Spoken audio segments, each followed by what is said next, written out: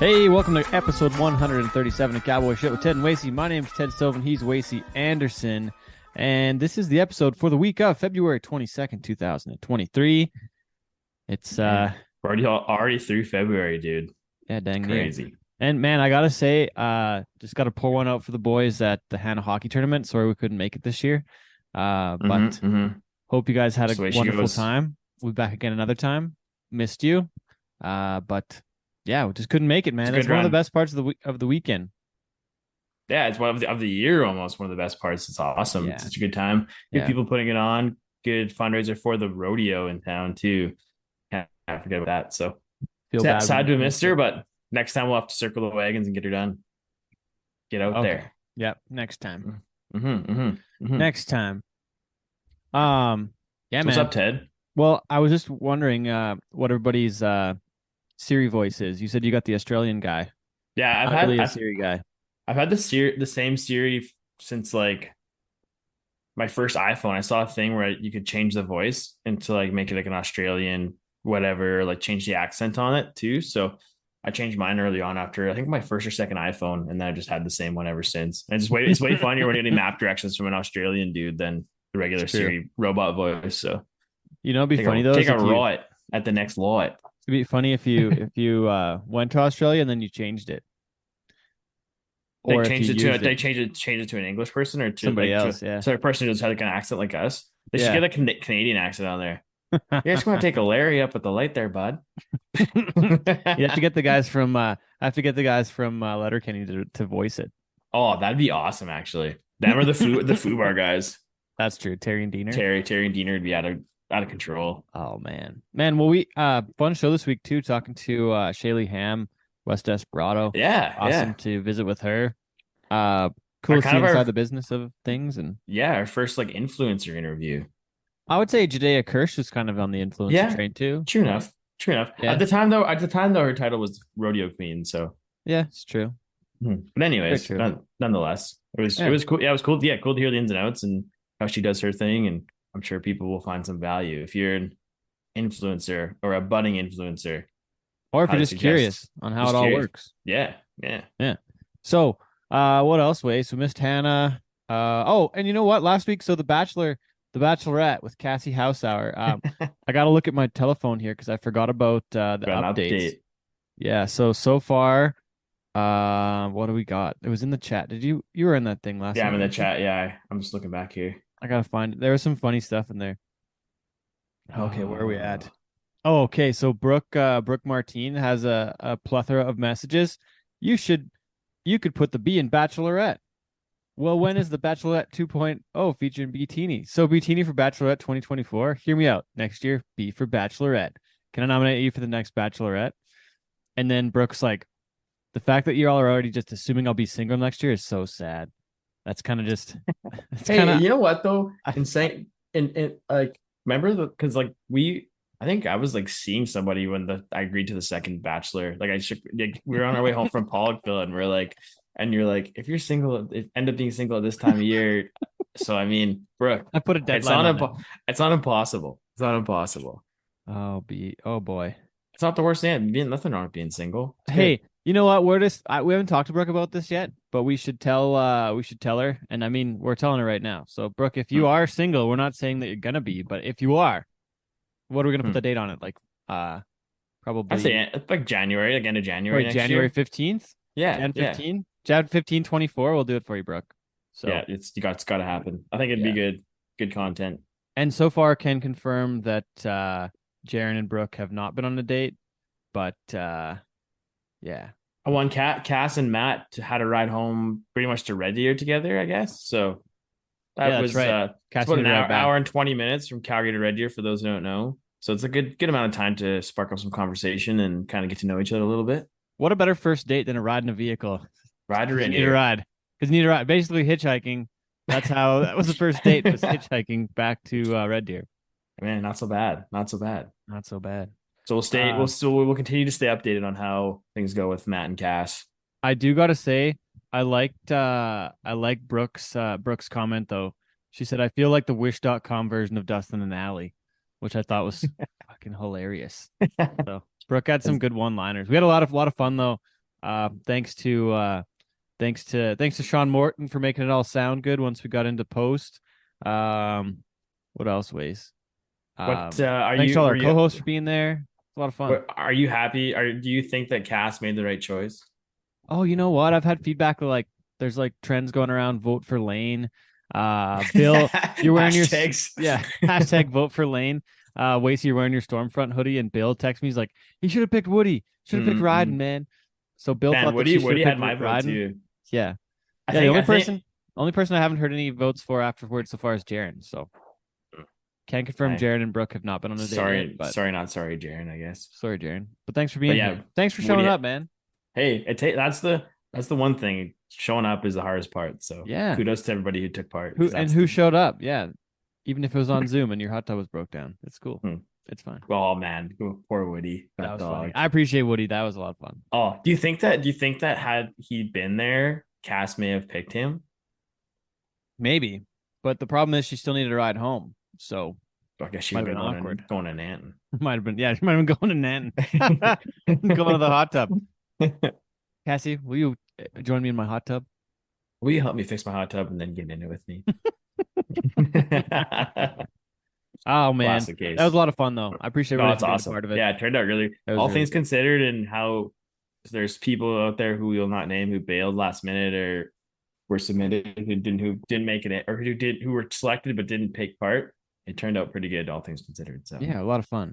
So hopefully somebody finds love out of it. Guess we'll see, but hopefully time will tell. Time will tell. But I mean, I think we talked about it before, though. Ways just getting people together for an event like that is just a lot of fun. It was a fun day. Oh, for sure, man. It was a little more civilized than some other times. There's been some other times where we just get out of hand and watch the football. Yeah, because it usually falls on Super Bowl weekend, so it's like extra out of hand. So yeah. So what would I say? This one was pretty civilized. It was pretty good. But enjoyed it. Yeah, a lot of fun. Those guys are all great too. I hadn't met Lane. I don't think I'd really met Lane much before. He's a good kid. He was great. And Matt too. He was awesome. Like, and Jaren, like the whole crew. Like it was, we knew Woody a little better than everybody else. But still, the surprise of the century was Jaren just throwing down that auctioneer loop. Yes, that was outstanding. It was actually pretty good. I was sitting there, like, holy shit, man, this is crazy. Eddie thought he was gonna just sewer him, and he was so wrong. That he got dunked on real hard. So wrong. That's awesome. Yeah. So that was great, but we also totally forgot to talk about Red Deer and how great. Yeah, the PBR is back. Yeah, man. So yeah, first event of the year was outstanding. Jared Parsons gets the win. This is old news by now. But the main tour is going down south for the world champion title. Jared, I don't even know where he is. They got to change the point system again. So again, I'm lost. But I think that they change things out every couple weeks. So he might get a call, but I think he might be sour on the old tour. Yeah, we'll see. Well, has he been going down south like to any of the big rodeos? Just hasn't been had anything. I don't even know. Or I think he's mostly been at home, just kind of healing up and taking her easy. And ranching. You know what? Like it's kind of the conversation we had before, but we haven't really asked him yet. But but yeah. Anyways, it was good. Good night. There's like 2 90-point rides in Red Deer. Yeah. Jake Gardner rode Happy Camper for 90 points. Jared wasn't 90, wasn't it? He was 89.5. Coy was 90. Yeah, great. Couple of great bull rides though. Guys rode really well. I was glad that Darby and Brittany were both there too. They did a great job as well, and it was just a solid event. Really enjoyed it. I got to say too, thanks to my friend Jeff Lamley for bringing me a beer in the announcer stand while I was working, but I had to politely decline because I probably shouldn't drink while I'm working the show. But I appreciate on the job. But I appreciate the offer. Unless you're in Teepee Creek. Teepee Creek. There's less rules in Teepee Creek. That's no rule zone. The rules are that there are no rules. There's only 4 days in the What wild. else? Man, I guess we were trying to get tickets for Coulter Wall, sold out in like 37 seconds. It's crazy. High demand. What else? Yeah, good to see Coulter on the tour. Everything's probably already sold out Canada. by now. But he's going Western Canada, so good to see him on the sweet. Neat that he chose Ranchmans as his venue in Calgary. Yeah, way too small. Yeah. But hey, what do you do? Yeah, it'll be a cool intimate show. So, but yeah, it's neat to see. Well, versus all the other places that are available, like the Palace or different places I can go. It's good. Good, interesting choice. Be cool. I don't know. I don't know what the Ranchman's crew. I don't know what his limit would be. Hey, I'd wonder what his capacity would be at this point. Like, I wonder how much demand there is. I think he sold 6,000 in Denver. Oh, Remember he's really? telling us that story when they started the Sandy chant? Yeah. I think that's I Six bet you thousand did. people. I bet you did. I bet you like a 10,000 capacity, like a Brant Center in Regina, Yeah, but maybe. so here that would be like honestly that would probably be half the bowl at the Saddle Dome. Like you probably could put Yeah. on a pretty rocking show. But I think that I don't know the whole inner workings of the music side of things, but the costs and that are pretty crazy. So maybe the risk is too high and they don't really want to go and do that yet. I don't know. Yeah. I'd be curious to know. But Yeah. looking back, Wendy told us about this back in like at the bull riding thing back in like November. She was trying to Hmm. get him back then. So maybe it was a venue kind of thing where they asked first. I don't know how that Their works. book. Yeah, they're like seeking him out to come play or something. Yeah. It's less than him scheduling out his tour that way. Maybe we got to help on the promoter sideways. We'll put on some shows Promote, yeah, be as with tour our managers. new beer we're working on. We could sell some beer at the show, or maybe Ooh, some maybe some cowboy shit whiskey, whiskey. Yeah, whiskey and beer. we'll see. Our Ah, pal Corb said it's time to switch to whiskey because we've been drinking beer all night. So it's got true, you gotta have true, enough beer to get people to switch to the whiskey, and then you have the true. cowboy shit whiskey on the backside. Very true. Sweet. All right, okay. Well, thanks for joining us. We'll be back with our interview this week right after this.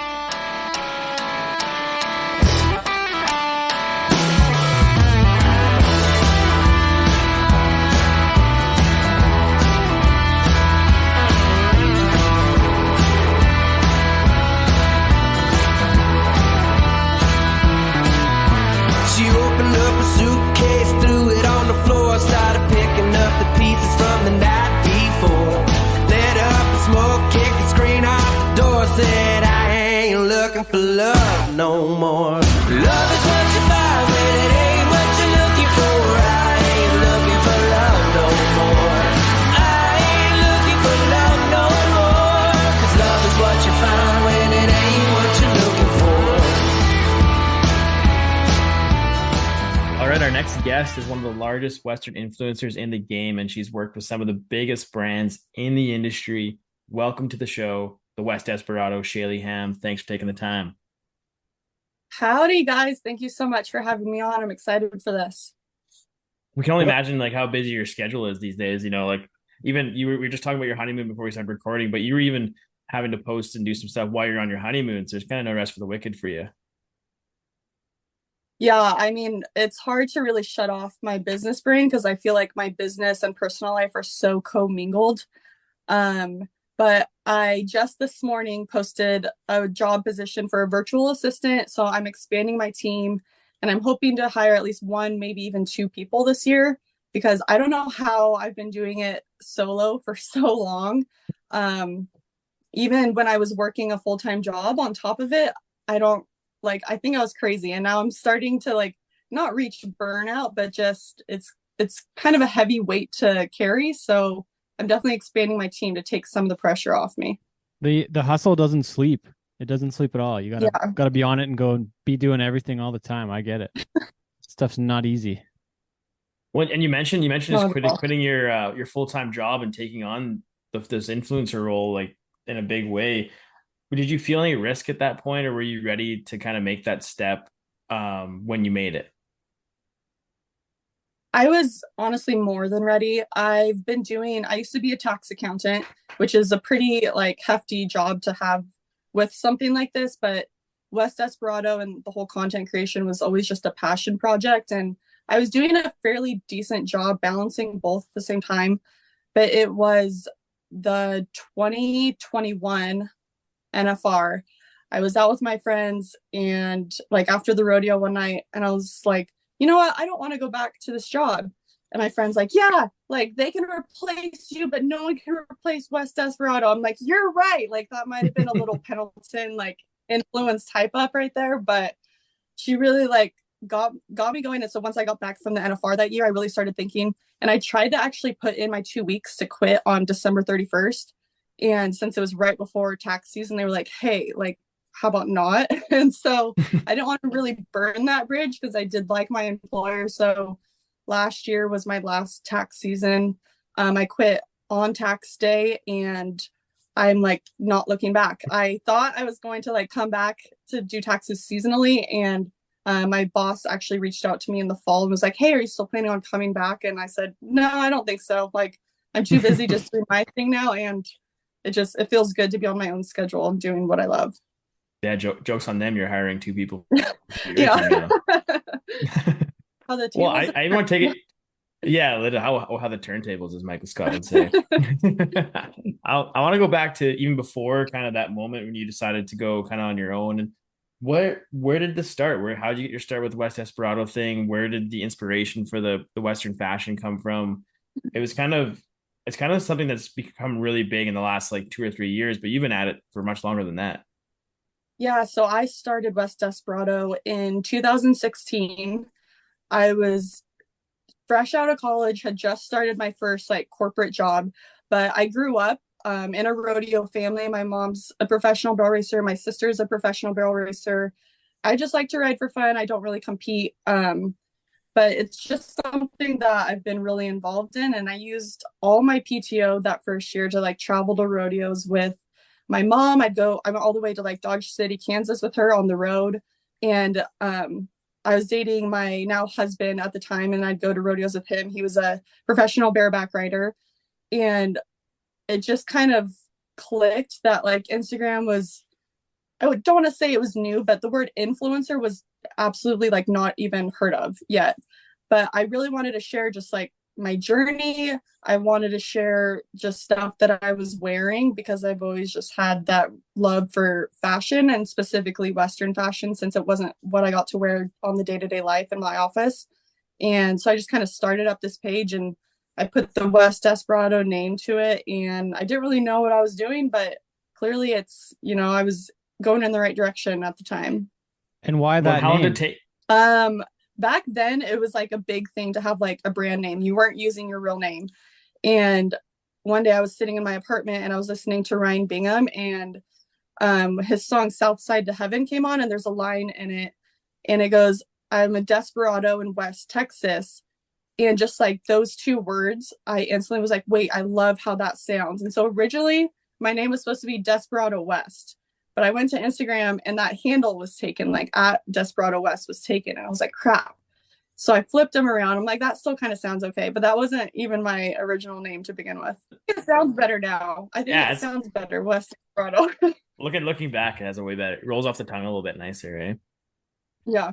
Well, and you mentioned too that it's something I read before we hopped on here was that you're talking about because you had to start off with your kind of handle as your the face of your brand, but now you're getting to the point where you're trying to get your actual name, like Shaley Ham, is kind of wanting that to be kind of the focal point of what you're doing. How challenging has that been? When did that kind of transition happen?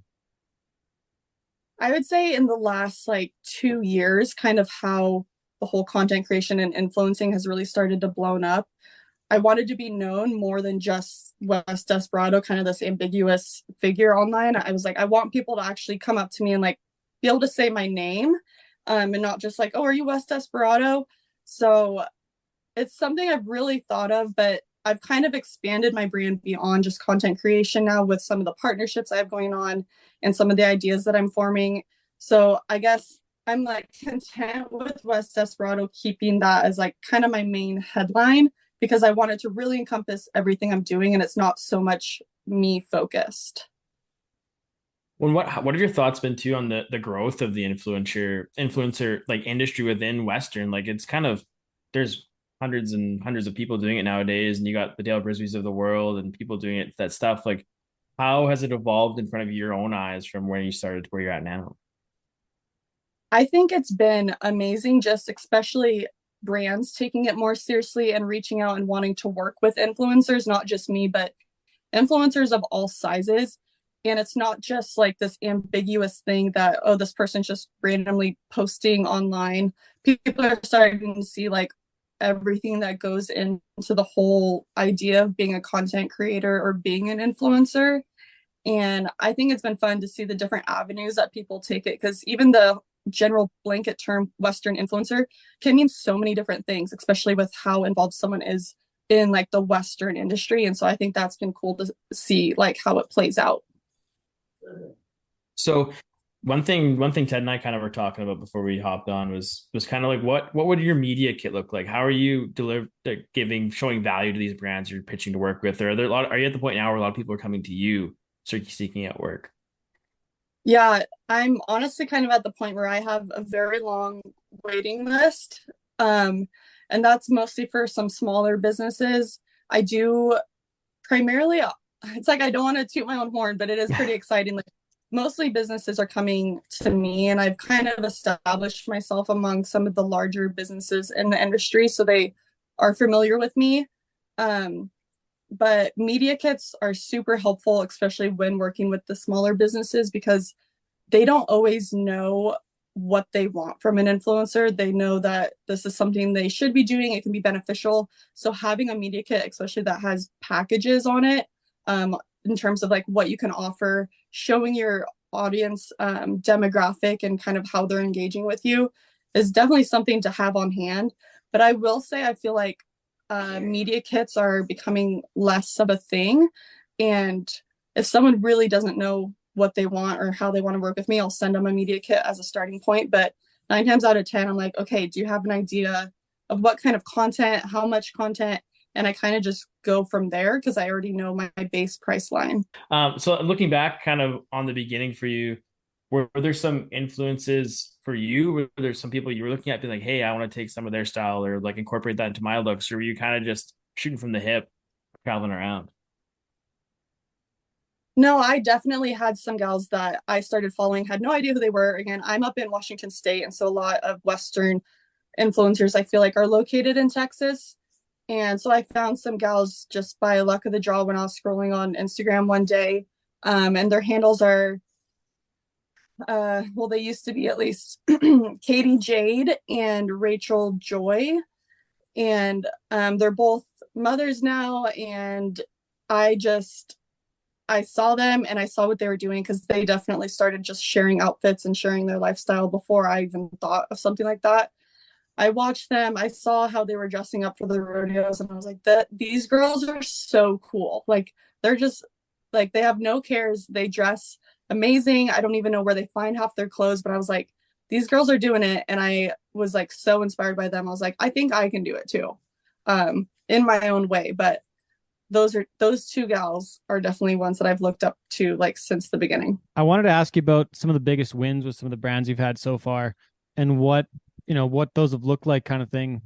Wacey and I've done a few things with a couple different partners, and some stuff works really good and some stuff works less efficiently. But what have been some of the biggest wins so far when you've partnered up with some of these brands? We spoke earlier that you have a denim line coming out with Rock and Roll Denim, and also the fragrance with Hui. So some of those are probably pretty big parts of that. But I'm curious on that part of it. Yeah, I've been super fortunate to partner with honestly a lot of like the big Western brands that you think of over the years. But I've really tried to lean into partners that have like showed commitment to me, and so it's both beneficial for them and myself. And so, like you mentioned, Rock and Roll Denim, I've been working with them like pretty solidly for the last three and a half years. And we're launching another denim collection this coming fall. And I think that's going to be our third collection. We'll launch, maybe fourth. Wow, I'm losing count. I think it's our fourth collection we're launching together in terms of denim and other apparel. And then, like you mentioned, Hui. I love Hui. I love the Hui team. I've gone to Dallas Market Center a handful of times to see some of the vendors and working with Dallas Market. And that's how I got connected with the Hui team. They were always so welcoming when I went into their showroom. And then one time when I came in just to say hi, they were like, hey, we have this idea and we'd love to partner with you on it. And so I felt super honored that they trusted myself and my brand with like something of that caliber with a perfume. Well, you mentioned Wisa there. Actually, we've been going for the past couple of years now, kind of trying to make our footprint down in the U.S. What's the day to day look like for you at those deals? Are you kind of like just touching base with people you've worked with in the past? Are you trying to seek out new business, or is it just kind of there to show some face and hang out? It's a little bit of everything. So I actually go to Wisa and Dallas Market because I'm hired for Dallas Market Center. They actually have this term style eyes, like what you see. And so they bring in a couple different influencers, and I started working with them on that, I think back in 2018, and it was kind of touch and go. And then 2021, I had a meeting with them. They're like, hey, we want you to start coming like on the regular, like even to the non-Wisa markets. And so it's been really great being able to go there and what I do for Dallas Market is just kind of explore the different products that are being showcased. So I'm finding new, I'm finding trendy, I'm finding unique products to kind of pick as like my top picks.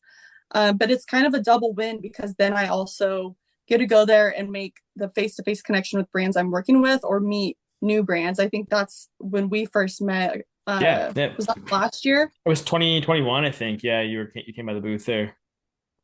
Yeah, so it's been really great to network that way. And I think like if you have an opportunity to go to Dallas Market Center, especially during WISA, the Western Apparel Market, like that time is just so invaluable if you're wanting to make those brand connections. But they don't just let we anybody in there. Oh, yeah, it's a policed area. You gotta have your badge on, or you're getting kicked out of there. Yeah, you have to know the right people. You do have to know the right people. But I feel like I've noticed a lot more influencers over the last year have been able to get into it. And I don't know if they're just using connections with brands that they work with or how they're getting access, but there's ways around it. The hottest ticket in town. So you talk about like Wisa kind of turning into more of a long-term contract. How do you balance between the one-offs and the longer-term partnerships? So you kind of trying to have it split down the middle, or you kind of lean more one way or another? I used to have it split down the middle and one-off partnerships were more popular, but now I've developed such great partnerships with longer-term partners. And so I really try to focus and like nurture those because like those are the ones, not that I'm not excited to work with smaller one-off brands, but those are the ones that they really have continued to show value in me. So I want to do the same with them. Honestly, 2022, I think I only worked with a small handful of one-off partnerships. I'm trying to do a little bit more this year, but it's just kind of where my schedule allows. So what do you think on the promo code side of things? Are you getting paid back on the promo codes very often, or is that are you finding lots of success with those with the amount of people that you have, or are there people mostly looking for content creation, or like what does it end up being? What do your days end up being like, and how do you? Wacey was telling me that you had a video that you shared, and I think Storm as well that talked about kind of how things went at the NFR. But I'm wondering how you're making a living at it, what the biggest part of it is, and how it's all working. The biggest part for me is definitely the content creation and posting those deliverables. I'm mostly on Instagram. I'm kind of expanding into TikTok, but I'm not really charging for TikTok that much right now. So majority of my income is either content creation, doing photo shoots for brands and then posting it, or I also do like my own photo shoots. So it just kind of depends what their needs are, but that's the biggest part of it. When it comes to commissions or royalties from links or discount codes, it's definitely a smaller portion, but it's enough that's kind of like what I budget as like my play money every month. So it's like if I want to like buy something to feature on my page, like that's kind of where I come up with the funds for that. Where like my bigger brand partnerships, my longer brand partnerships, like that's what's kind of I'm actually making my salary from. The promo codes, I want to say, like in our experience, they definitely work, but the volume maybe isn't huge on them, honestly, even with the different followings that we've had. So has there been some people that say like, oh, you're not selling enough, so then they cut you and then you don't work with them, or has that not been as big of a thing different times? Like I'm kind of getting at the other side of it, like some of the stuff hasn't really worked as well as some other stuff, I'm assuming, but content creation is number one. Yeah, I've definitely had a few brands, or like usually it's smaller businesses that come back and they're like, I'll start off with like, or this was back in the day. So I'll start off like, yeah, I'll like work for a commissionable code. And then if they like reach back out to me, I'll be like, okay, this is kind of my price. And they're like, well, your code only generated this, so we don't want to pay you. And I'm like, oh, okay, maybe this isn't a good partnership because if you guys aren't seeing the return, then maybe it's just not a good fit, which is totally okay. But I would say I've seen a lot of success with commissionable codes or discount codes when it's a brand that I'm working with for a long time. If it's a one-off partnership, I see less success with it. There's probably less trust when it's a one-off thing, where if you're working with them all the time and then it gets built up, people know it. They're maybe not going to see it on one post, but they might see it on the third, fourth, fifth, sixth, whatever ends up being. Yeah, exactly. And I think it's just it comes down to like both the brand and the influencer need to take a hard look after kind of like a test trial period and be like, okay, is this worth it on both ends? And I mean, sometimes you have to say no. Fair enough. Well, you mentioned like having to like purchase some products and stuff, but how often are you doing that? Are companies like again like giving you all this product to use and you're sending it back, or are they giving it to you to keep, or are you having to buy lots of it? What's that look like for you? I would say most of it, I usually get online credit and I can like shop the store, or if it's a specific campaign, they say, okay, pick out the boots or pick out the outfit. And I typically get to keep those. With some of the brand partners that are more one-offs, I do give them the option if they want things back, or if it's like a high ticket item like turquoise jewelry, I don't really get to keep any of that. I have the option to buy it and usually they'll give me a discount. So that kind of is a nice little perk. But typically product trade is factored into the price that I'm offering. And so if they want the product back, I kind of adjust my price to meet them. So I know that I'm making my baseline. How many pairs of boots do you have at your house right now? Well, I just got 2 new pairs the other day. I think I'm up to like 90 pairs of boots and booties combined. I need more shoe racks. Oh my So gosh. do you ever purge? Like how like that's the one thing I've wondered is like Yeah. how often do you have to go through your closet? Like I like I said earlier, I just moved to BC and I literally got rid of like 4 garbage bags with the clothes and shit. And I can't imagine having to pack around all that stuff. 90 pairs of boots, insane. I try to do a good closet purge like at least twice a year. Um, and I mean, I have to break it up. I sell on Poshmark, which kind of sucks because it's only for like US buyers, but I have to break it up into like multiple purges where it's like, okay, I'll sell shoes and accessories in this one. Okay, we're gonna sell like dresses and denim and bottoms in this one, and then tops in a third one. But I mean, and I try to be very generous with like the discount, even with like stuff still has tags on it sometimes, and usually that's like the stuff I buy, not I don't turn around and sell a product a brand gives me right away. If it's something I haven't worn in 6 months, that's when I try to purge it just to keep the closet refreshed. But I mean, you can make some pretty good money when you're trying to cycle through like so many clothes, like, and that's just, part of like the job that I have. So again, it's a mix of some stuff I've been gifted, or I don't want to say gifted because it's always stuff that I've had to work for. And then some stuff I've bought, but I never want to compete with the brand that's selling it. So I hold on to things and wear them a couple times before I'll be like, okay, who wants to buy this? Take it off my hands. I think we're on the same track. Yeah, I'm wondering if stuff's like if there's ever anything that's like super awful and you get it in the mail and you're like, I don't think this partnership's gonna work because this is, or it doesn't fit, or it's just like, yeah, does any of that stuff happen? Please don't say our stuff. She hasn't got it yet. She can't say that. No, you guys look good. You let me like hand select the stuff. I'm excited. Yes, but that hasn't happened in a long time. I would say I had more of those challenges when I first started working with brands and I didn't really know what I was doing. And so I'd work with a boutique and they're like, okay, like we sent out a package today and I like have no idea what's in it until I get it. And I used to just kind of bite the bullet and be like, okay, this might not be something I would buy on my own, but how can I style it and make it like work for me? I've had a few times where I just couldn't make something work and I'm like, I'll stay up all night trying before I'll reach back out to the brand and be like, hey, like I just can't, I can't do this, unfortunately, and send it back. Ain't working. While we're on this front, I got it back. Yeah, favorite piece of clothing. Is there got to be something that you like you've had forever, or was there like a piece? Like I personally don't know rock and roll very well because I've been a Wrangler guy for a long time, and I've just been always like on that train for a long time. But like, is there something from rock and roll from way back, or is there a pair of boots that you just can't get away from? Like, because I have other pairs of boots. Like I work for a boot company up here now, but I have other pairs of boots that I've still had stashed away for a long time. And Storm finally came over and she's like, hey, you don't need these anymore. They've got spider webs on them. And I'm like, but I've had them since I was 14. I can't just get rid of those. Yeah. Those boots have been with me half my value. life. Yeah. Yeah. How much of that do you got? That kind of stuff for me is like when I find really cool vintage Western pieces like leather jackets.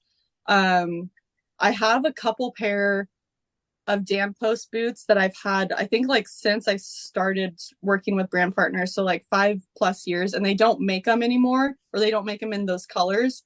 Because it's the same boot. I have a red pair, I have a white pair, and I just got the black pair. But I love styling like those other two colors, and they discontinued them. And so that's where it gets tricky, is people are like, I want those boots. Where can I get them? I'm like, hey, you can't. Sorry. Yeah, sorry. Sucks to suck. But I've got one of those. pretty much. I got a pair of Dan Post boots I just sent to Mike. Do you remember meeting Mike Wacey? Yeah, Mike I do. Yeah. Cunningham? Yeah. Yeah. So Mike, I just texted him a picture the other day because I remembered because I was wearing them. But I got a pair of Dan Post boots that were made by Canada West Shoe back in the like early '80s, and I found them at a store up by Wainwright.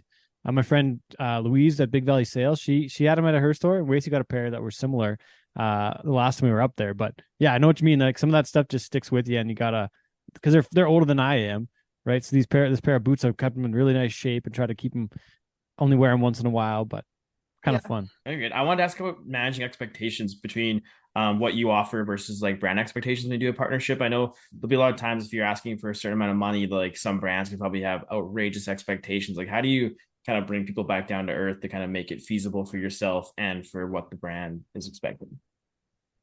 Luckily, since we talked about how influencing has become more of a common thing, I feel like brand expectations with like prices have started to align a little bit, but it's really just the point. You need to analyze like, okay, how much do I want this partnership? Like, do I want to work with this brand? Or if I don't, like, is it okay? Because I've definitely fostered relationships from starting just through trade of product because I really want to work with a brand. And they've been times where it's paid off, where I think Rock and Roll Denim is honestly one of those. I started working with them just for product trade, and it's like we are to a point where I signed on as an endorsee. So I'm basically like one of their rodeo athletes. I'm not just like a one-off influencer. So it's cool to see how you can foster those relationships. And sometimes you do kind of have to start with less than what is your ideal. But I will say that like keeping realistic expectations for yourself, like if a brand is asking you for 5 different sets of deliverables and they only want to give you product, or they only want to give you like $100, that's honestly not worth your time. Like you really do have to factor in like, this is my job, what is my hourly rate to just even produce all this stuff? And if what they're giving you does not match what you set for yourself, then you really do have to kind of think long and hard and probably walk away from something like that. Did it take a long time for you to learn to say no to some stuff, or like at the beginning where you kind of like saying yes, yes, yes, or did it take some? And it's hard for anybody to learn how to say no to stuff, but how long did that take to get to that point? Yeah, I'm a people pleaser, and my first like 2 years when I started working with brands, specifically boutiques, I said yes to just anyone that like knocked on my door, essentially. And I've learned that I just don't have the capacity for that. And the hard matter of fact that a lot of boutiques, even if they have cute stuff, it might be cute for someone else, but it's not necessarily in my style wheelhouse. So it's definitely something you have to teach yourself, to say no to people. And I've even figured out over the past like year and a half that I've had to say no to respect like my boundaries. Not that I don't want to do something or don't want to work with them, but just that I honestly can't add more to like my plate. So that brings me to another question of how do you find balance, and how do you decompress with like, how do you take time to like step away and kind of keep your battery high? Like, that's everybody gets to the point where your battery kind of drains out. So what do you do, whether it Hiring be daily or virtual weekly assistants. or whatever? Yeah, there you go. Need more help. Yeah. Expanding your team so that you're not the only person hustling for your business. But I mean, it's hard. I would love to just be like, oh yeah, every weekend I like don't get on social media and I go like ride my horse and do this. And I mean, it's just not like, I'm a scroller. I actually like, I love to consume other people's content just as much. Well, maybe not just as much, but like, just like I like to create content for other people as well. And so it's like, it's still something I'm trying to teach myself, is to like step away and like not always be on, not always be available. And like, I don't want to say take more personal time, but like not be working while I'm also enjoying my personal time. I'm having the same battle, and I have for a long time. I've been doing, between the everything cowboy and the sales and whatnot since about, like, I haven't had a real job since 2000 and maybe like 7 or something. Maybe never also. So that's never been a strong point for me. Like, so I can totally relate, because I don't allow myself to do it. So we're going like on a trip here tomorrow, and gonna try and take it easy, but I also probably won't, because it's just how it goes. Yeah. But yeah, And it's I'll say not easy. We talked about, I just got back from my honeymoon a week ago, and I feel like that trip was one of the first ones realistically where it was a true vacation, because I travel a lot, but I'm always traveling for work. And so when we booked this trip, I was like, okay, I'm not gonna like reach out to brands and tell them I'm doing this if they want to sponsor any looks or anything.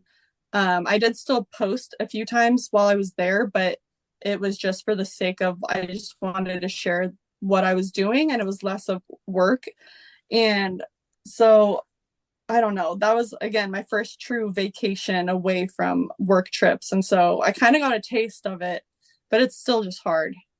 It's so hard, because every time, like, you're literally your phone for you and all three of us on this conversation, our phone is our work, but our phone is also our Yeah. connection to not working at times, or a conversation with somebody, or a text message that's not work, catching up with friends. Like, it's a challenge to open up my phone and not do some Check an work. email or something, or check Yeah, a DM or at any time. Yeah. Right. Yeah. So I finally Yeah. turned off my email notifications. So I have to go into my email now to look for stuff. And that has been helpful for me, because I've been, I don't know, just trying to make better at that. Because if anybody really needs to get a hold of me imminently, they'll find a way to phone me, and everything else can probably wait. That's a So good point, Ted. I like that. yeah. So if you're trying to text me to get a hold of me, Wacey, it's probably not going to work out. If you want to get an answer right now, call I me. gotta call. I gotta call. Yeah, I see. Yeah, I so- mean, Yeah, I know that part though.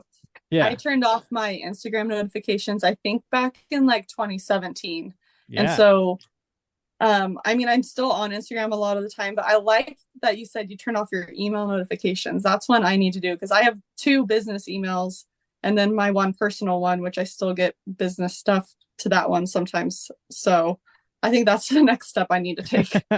I've found that it's helped me, and I also have like a whole bedtime routine and do not disturb, where only like Wacey and Storm and my mom and dad, my brother, can call me like at night, like between like 10:30 and 7 a.m. or something. Like, it just then Yeah. the colors change and everything goes dark, so I can kind of like go to sleep and try and not mess around right like that way. So Mhm. that's been some stuff that helped me, and I'm still not that good at it, but that's at least, I'm trying to not send an email too late. But also, like, the scheduling thing on Gmail is genius, because I can be at my desk at 11 p.m. and schedule it for 8 a.m. Then I don't look like a crazy person either. So Yeah. Watch technology. But okay, I want to go back to the CPA side of things. How much, like, the first thing that comes to mind for me is you got to have some major confidence and thinking that it's going to work to give up your CPA gig to go on and do this full time, because you don't know how long. Like, you're going to hope this can go on for a long time, but there's no guarantee. Yeah, and honestly, that was a big part of why I felt ready to take the leap. I mean, walking away from security can be so nerve-wracking, and I did enjoy my job at the end of the day. Like, yeah, tax season kind of sucked, but I liked who I was working with. And I just kind of enjoyed having a job where I was thinking more critically and numbers wise. And then I feel like it helped me feel more inspired on the creative side with West Desperado. But I started really thinking about this quote, and I'm probably going to get it wrong. Like, no amount of money is worth being miserable. And so, not that I was fully miserable, but between January and April, like, I did not leave a desk. I woke up, poured coffee, sat at a desk for 15 hours, went to bed. And it was like, that's an everyday thing. And it just really started to weigh on me and like wear me down. And this is honestly the first spring where I don't have to do that. And I'm like, I don't know what to do with myself. Like the weather's kind of crappy, so it's hard to like make content. And usually that's like tax season is my excuse to not work this time of year. But I'm kind of figuring it out. And like you said, you never know like how long something like this can last. And so I really wanted to kind of jump in while I can still take advantage of it and just kind of see where it can take me. So the like Sam Wooten, Retro Amiga, and Amanda Neon Wrangler, like these different some of the girls in the business we've met that whole like both of those girls before. My friend David Sharp somehow connected us with Amanda. And I think Sam got hooked up with Storm somehow. But how much I had this like thought earlier about like the influencer wars and like who is fighting who and who has a problem with who and like what that whole thing looked like. But then I got thinking like these girls are commenting on your stuff saying, you know, like with support. And when you get together, it's probably a lot of fun. You guys can share ideas and that kind of thing. But there's probably some wild stuff going on the other side of it where it's maybe that people don't get along. I gotta ask about it. I don't know. It's funny you say that because there's been very, very few people that I haven't gotten along with. And things like NFR is like super great for the Western influencer side of things because you get to meet so many people in person. And I mean, I've had times where I've had like an online friendship with someone and then we finally meet in person. And I guess I don't want to say friendship, like acquaintance with. And then I meet them in person. I'm like, oh, maybe like their vibe isn't my vibe, but I've never really like been into like the drama side of things. And I hate to say this, but I feel like a lot of the TikTok influencers, like anytime I Facts. get on TikTok, I'm like, there's new drama. It Like never stops. what is going on? Because I feel like the gals that started on Instagram, like there's just not that same animosity between us, I guess. Like I Hmm. see other influencers as my coworkers, not my competition. And I'm constantly like helping people like how to price themselves, connecting them with brands that like might not be a good fit for me, or if I see an opportunity for them to work with them as well. And so I don't know. I'm always trying to help people out. And again, it's real life. You're not going to get along with everyone, but like, what's the point? In So this Wacey, game though, it's a better formula for success, like being helpful and trying to help people along rather than trying to like hold your cards close to your chest or like be dismissive to people. Like even going back to your NFR series about how you made your money and stuff, like not many people are doing that. And that's like people would consider that a risk where it's just like you're just being a good person trying to help people along and showcase that stuff. Yeah. And I mean, you always kind of hold on to some like, I don't know, like the nitty gritty of like how you get to that point or like how you do that. But I think being transparent with like, hey, people are like, how can you travel so much? How can you go to the NFR for 2 weeks? And it's like, because this is like my big money maker. This is how I'm making money. And so it's not just like I'm booking a hotel for 2 weeks and having to pay for all this food and my flights, because a lot of that stuff I can get covered by the brands that I'm working with. And I mean, I'm not always going to be the best fit for some brands. And so why keep everything to myself or keep everything a secret when I know there's other people out there that are a better fit? There's enough space for all of us to work. except on What were you TikTok. saying there? Except on TikTok, yeah, not allowed. What That's one thing. what's the That's one thing deal with I've it? noticed. What's the deal with this? I don't know. There's I don't know. I'm not down with the TikTok. I don't know. there's like so many like different groups of people and like houses and people doing things, and there always just seems to be like some type of drama going on. Like there'll be like literal like full on like TikTok trends based on like the TikTok beef that's going on, which is like I don't know, it's weird. Like as you know, we're active on TikTok too, but it's just like Wacey's active on I don't TikTok. have no time for the drama stuff though. Like I don't even know what's going on half the time. Like it just doesn't Yeah. make any sense. I don't know how it happens, but it's a shit show sometimes. And I don't know if it's because it's kind of like a younger crowd over there. Like, I mean, even all the influencers I feel like that are starting on TikTok or have been doing TikTok, I mean, they're in their young 20s. And I'm not trying to be over here like in my day, like, but it's like, I don't know. I feel like just like kind of that younger blood, like they're kind of out to get each other. Like the cattiness is more there than like, I don't know what's going on, man, but it's crazy. Okay, okay. For a guy who like back in my day, I did stuff on like YouTube, and I'm kind of out of the social media game at this point, honestly, but kind of like did some of it back in Yeah, the day. 10 Storm posted a collaborator post on Instagram one time. That's pretty Yeah, forward of them. we're pretty forward. But it's kind of funny because I did this. I guess I did some of this stuff like way further back too. Like 2010 and 11 was when I started the website and whatnot. But but in saying that, what's going on? Would you guys fill me in? Like, I don't get what's going on. You got talking around it, but like somebody, so there's a house of TikTok people that are fighting with another house of TikTok. There's like a Western house of like TikTok people. Okay, is this that like Luciano guy? Like, is that Nick guy? Well, I think he's part of it. There's two. There's two different houses, but hey, fill me in. I just don't know who specifically is arguing with you. But there's like some beef about like there's people like stealing ideas and all this kind of stuff, and it's just like I don't know. It's hard to explain if like I haven't seen any of it lately, but it's but then there's Shaley like has a better idea. People in the same house sometimes too. So I don't. So point number one: if it's on the internet, it's not an idea because it's on the internet, so it's fair game. Mm-hmm. And then there's like people like trash talking each other apparently, or like the way it's like saying shit about people, and but it almost seems like it's like he said she said a lot of the times, and it's just like. But then people like someone will make a video about somebody, and then someone will make a video on their channel responding to the video that someone made about them, but it won't tag that person. So just like talking smash basically via different videos, and it's just like I don't know, it's a shit show. Okay, well, I feel like a little bit enlightened. That's the Cole's notes of it, basically. I was wondering for like a specific example. Like, did somebody say something about somebody's mother or something? I don't know. I don't know that part, so I don't want to spread rumors. Okay. Yeah. Yeah. I don't want to get involved. I'm not gonna say. Yeah, I don't want to. Yeah, exactly. Yeah, we've done a good job of not getting involved, so I want to keep it that way. Can the three of us start some beef with somebody on the show just to like do it as an experiment? That Cowboy Cole bastard. Yeah. Can we do something like that? It'd be funny. Okay, sorry. Please proceed. Oh, you're good. Thank you for enlightening me. Though that's something I wanted to get into though, is you mentioned before that you're a consumer and you're always scrolling and trying to see what you can find and inspiration, all this kind of stuff. Like, what's your favorite TikTok of Wacey's? And are you offended by his horse girl antics? No, I think those are fun to watch because they're so relatable. They're true. It's all true.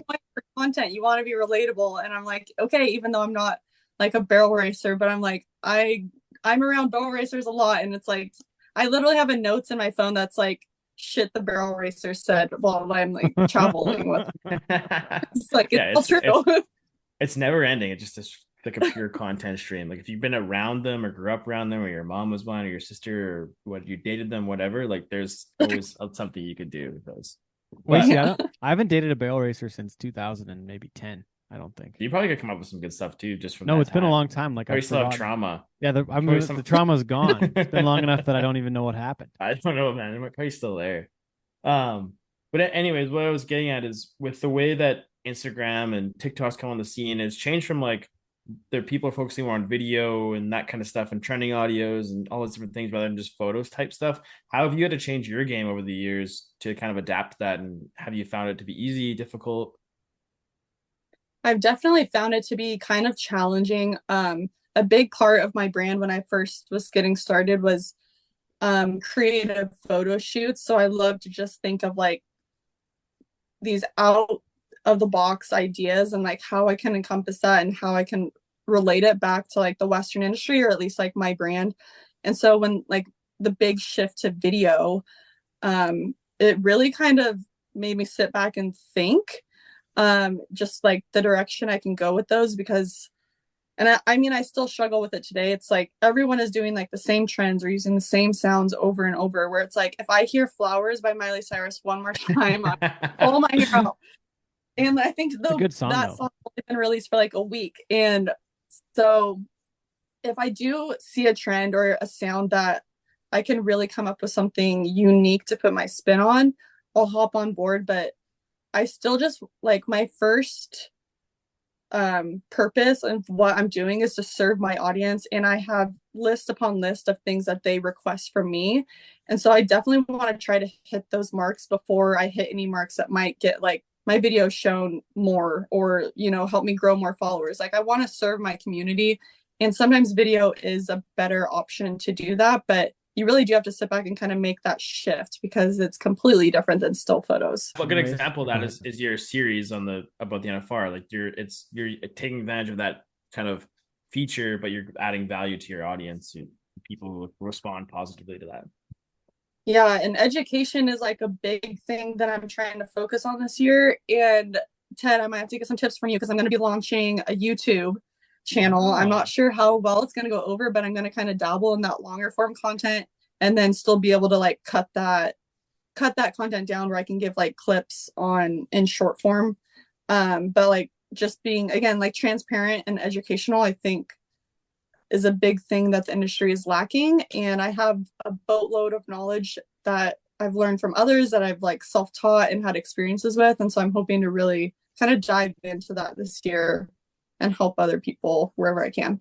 One thing that a lot of folks don't know or realize is that YouTube actually pays you money. TikTok's not giving you shit unless you're have a partner agreement already in place, but YouTube pays you passively based on the content you produce and the views you get.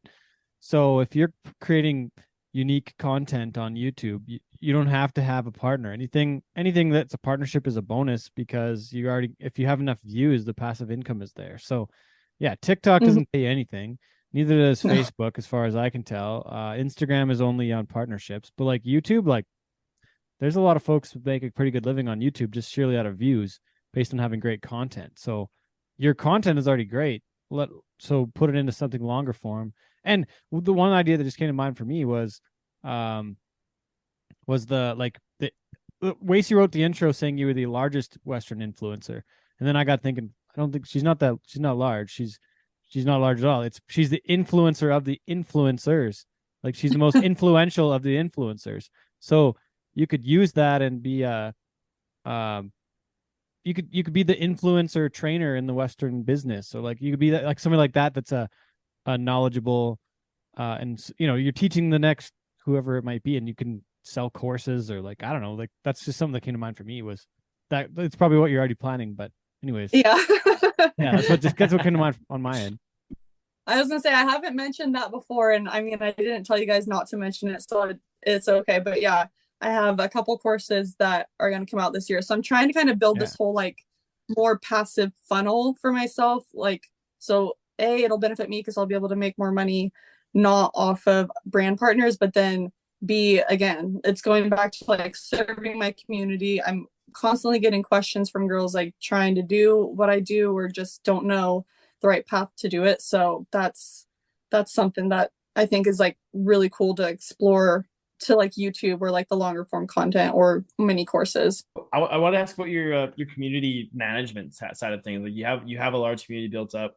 How much time do you put into managing them, like responding to people? Like, do you ever get any crazy fans kind of coming into your DMs or onto your comment streams? Like, how do you? Because that's a big job and it's almost a full-time job in itself.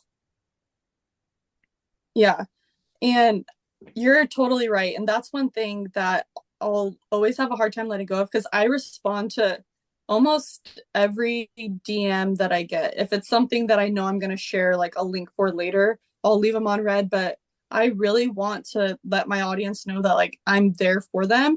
And so I'm responding to probably like 90% of the DMs that I get. And I've been super fortunate to not have too many trolls or like haters pop up unless like a video goes viral or something. But I think my audience has recognized that I show up for them just as much as like they want to support me. And so I think that's really paid off in the long run. And it's might be something that people forget because there's always this idea of like wanting to get the most followers or constantly trying to grow your platform. And it's like, you have a platform. And if you're not fostering those relationships for the people that are showing up for you every day, those are the people that are going to start to fall off. And so what's the point of trying to reach new people if you're not giving your current audience what they want? I'm gonna set it better myself. We've kind of touched on a few things kind of moving into 2023 here. But what are some more of your goals heading into this year? Like you've accomplished a lot already with your partnerships with Rock and Roll and Hui and all this cool stuff you got to do at the NFR, like hosting red or gold carpets, all that kind of stuff. Like there's lots happened. So kind of what's the next step? It's really hard to say. The NFR with some of the really cool experiences I've gotten to do over the past like 2 to 3 years, I'm always excited when I start planning NFR in like August to reach out to some brands, especially like the PRCA or like Teton Ridge. I've loved how they've really leaned into influencers and kind of like the unique ideas they have for that. It's hard to say. I mean, brand partnerships is a big thing that I'm doing. I'm trying to get back to my roots a little bit and working with more small brands this year, just to be able to help them out kind of the way that they helped build my platform. But other than just expanding the platforms I'm on, so like TikTok more, YouTube, and expanding my educational type of content, which isn't typical that I share. Those are kind of my focuses, at least. Have you had any accounting firms reach out to you for influencing? No, but I KPMG. feel like every time this year, or every year this time around, I get businesses reaching out to me asking if I can provide them tax services, and I'm like, no, like I don't want to touch you. I still need to file my own, and I'm never on time with that, so I don't want to do anyone else's. Go ahead. I don't know what I want to say now. Oh no, I know what I want to say. I found 2 Instagrams. You have another Instagram. Is that your personal one? Am I not supposed to talk about that one? You can talk about that one. Yeah, that's my personal one. That's the one I've had since I started Instagramming, I guess, back in college. And so when I started West Desperado, I kind of started on my personal page, like posting flat lays or my outfits. And I don't want to say I was getting shit for it, but like some of my buddies at work were like, oh, like, are you going to sell me for da da da? And I'm like, oh, haha, like, what? So I started West Desperado literally from zero. I was like, this is just something I want to try out. And I actually had the page private for the first like month, I think, that I started it. And I was like posting on it, didn't really have a following because it was private. But then once I kind of figured out what I wanted to do, I announced it, I guess, on my personal Instagram. I was like, hey, I made this. If you want to check it out, you totally can. Okay, what are your wiener dogs' names, and where how did you get them on the ice at a hockey game? What happened with this? How'd you get them to a okay, hockey so game? I have Bentley is my black wiener dog, and I got him in college, so he's my old man. And my husband and I got our red wiener dog, whose name is Rudy. We got him back in 2017, I think, together. That was like our first pet together. And the local hockey team was just having like a wiener dog race night. And so like literally everyone just showed up with their wiener dogs, and he didn't like racing on the ice. We've taken him to other wiener dog races like during Oktoberfest, and he's like a champion. Our red one, Rudy, he's so fast. But he actually is a tripod now. He lost a leg to a dog fight a year and a half ago. So we haven't had a chance to race him, but he's still super fast. Oh, dang. With 3. Rudy the racing wiener dog. Yeah, the racing wiener dog. So, what the heck? That's how do I draw? Oh, NFR. Okay. What's the coolest thing you've ever done at the NFR so far? Because there's some cool stuff that goes on. Some really badass suites, some fun concerts. And if like the rodeo is the rodeo. If you've seen it once, you've seen it every time. But what's the other cool shit you did? This year I got to go to a UFC fight, football game. George Strait. And I golfed. Did some other fun stuff. So what have been some of the cool things you've done in Vegas? Okay, I have 2. One is work related, one is not work related. So the coolest thing work-wise that I've done was in 2021, and I partnered with the PRCA. They have their it's changed since then, like since Teton Ridge has taken over kind of, but they had a pre-show that was just an on stage, so live audience, and Anthony Lucia hosted it, but they brought on other people, and they reached out to me and said, hey, we want to have a fashion segment every night. And they reached out to me to be like the co-host of like that 15-minute fashion segment. And I was like pulling people on stage, talking on stage. I'm not a public speaker, and so I about lost my marbles when I first saw the email. and I think I probably blacked out a couple times on stage, but that was just super cool. Again, like seeing the PRCA lean into like the influencer side of things is kind of unique in itself. And then my coolest thing that's like non-work related was this last NFR. Rock and Roll Denim throws a little like social party every year, and it's in like the small little area at the hotel, open bar, but they had Randy Rogers band play like an acoustic performance. Like it was just him and his fiddle player, and I was literally standing like 10 feet from Randy Rogers the entire night.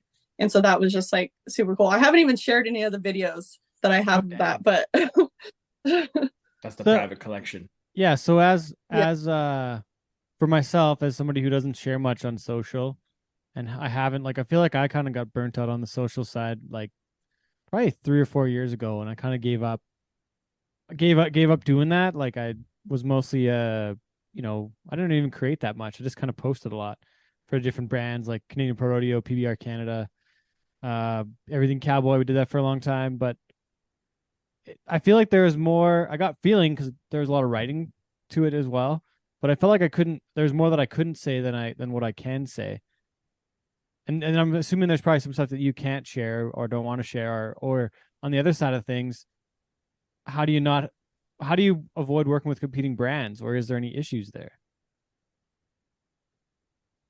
Oh, I mean, yeah, that's like a whole podcast topic on its own, I feel like. Yeah. I would say exclusivity, so like not working with competitors, is a very rare thing for influencers to sign into unless there's like a pretty sweet deal to back it up. Mm-hmm. But I've also always been the kind of person, like if I'm going to talk about like this denim brand or this boot brand, like I'm not going to talk about any other boots or any other jeans, at least like before and after I make that post, because I like the trust with your audience, that's something that can be so easily broken. So if you respect kind of like the brands you're working with and like really leaning into them, you can kind of keep that. But I will say, yeah, I mean, it's hard because there's even some contracts, like I have confidentiality where I can't talk about certain things that we're working on or certain things that they want me to do. And you're right that there's a lot that goes unsaid just because you legally sometimes can't talk about it. So what about, I don't know, yeah, I guess I don't know if I answered that right. That makes sense. But on the other side though, like I'm just looking at on myself, like how do I get out of my bubble and get back on the train, or should I, or do I need to, or do you have any recommendations, or like how do I do your Hey, no, course? I got a question. I can be an influencer again. I have a question to Shaley for Ted. So okay, I'll allow it. I'm asking it in lieu of Ted. I'll So allow it. one thing that you mentioned it way back is like finding your style and kind of what fits into your kind of like your wheelhouse, your style wheelhouse. How can Ted find a style wheelhouse? Because Storm and I are still trying to help him find his style wheelhouse. So that's kind of something we need to work on. Are we talking about clothes or social media? Clothes and social media too, I guess. Whatever, but I didn't think clothes. I think my clothes are pretty much fine. You've stepped up your game in the past few months, but I think in today's social media world, the first key, or like the key to success right now, is just to start posting like an influencer. Even if you have like 100 people that are just like your close friends and family that follow you, start posting like an influencer, and like, I mean, you'll just like fall into that role. Like I don't know if that makes sense, and I've seen other people talk about it, but it's like you don't have to be an influencer to post like an influencer. Like post what you're eating for lunch, post even if you order something off of Amazon, like, oh, here's an unboxing, here's what I got today. Like I don't So I gotta share more. It's good advice though. It is like, yeah, sharing everything. Or do I have to? Do I have to? You don't have to, man. It's only if you want to. I gotta do something. I gotta do more. Rules. You don't have to do anything if you don't want to, man. Okay. It's whatever. But, so the other side of it though is that like we get to, I don't know, I worked my ass off in the last decade and a bit to get to do more of what I want to do and have a schedule like this. But I also don't want everyone to know where I am all the time or what I'm up to, and I don't want people to be to be jealous of it, I guess, honestly, is part of why I probably don't post a lot of stuff. And like, I don't want them to know that we're here this week and this there the other week. And, I don't want people to think I'm living too high on the hog or whatever. Like, I don't know. I'm that's part of what I worry about too, is that the image doesn't look right. It's not congruent maybe with who I actually am. Cause right now it looks like social media obviously is a highlight reel, but I have trouble with that part of it, I guess. I totally get that, but you'd be surprised the amount of people that just want to like watch other people's lives, if that makes sense. Because so when I got back from my honeymoon, I came back to a lot of packages, and it was like half stuff I bought, but half brand partners like for this next like 2 months. And I mean, I had a stack of boxes like next to my desk this high, and I posted a story and I was like, I hate unboxings. I feel like it's just bragging, like, oh, look at this. Like, this brand sent me this brand sent me that. And I was like, please just know, like, this is part of what I'm doing for work, and I'm not trying to showboat to you guys. And like the amount of responses that I got from people that were like, we love watching you do these. We want to see like your reaction to stuff that you're opening.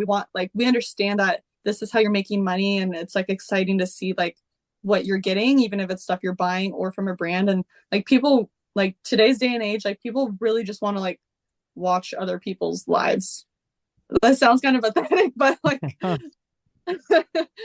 What kind of tools do you have to kind of there's always some self-doubt around social media, whether you're creating a video or making a TikTok or doing all this kind of stuff. Like there's always that little voice in the back of your head being like, oh, this is dumb, you shouldn't be doing that or whatever. Like what do you do personally to kind of combat that and kind of overcome and share what you want to share and do what you want to do? I've learned to have a really good, like close knit group of people that I can talk to. Because comparison is definitely something that like I deal with every week. And like I have like 2 or 3 friends that, whether they are familiar with the side of business I'm doing or they're just like really positive in ways that I'm typically negative, that I'll reach out to. And also this last year I hired a business performance coach, and she has completely changed the way that I think about my business. I get a one-on-one call with her every week. And even if I'm like feeling down or like not sure what to talk about, like she's always able to like bring stuff up.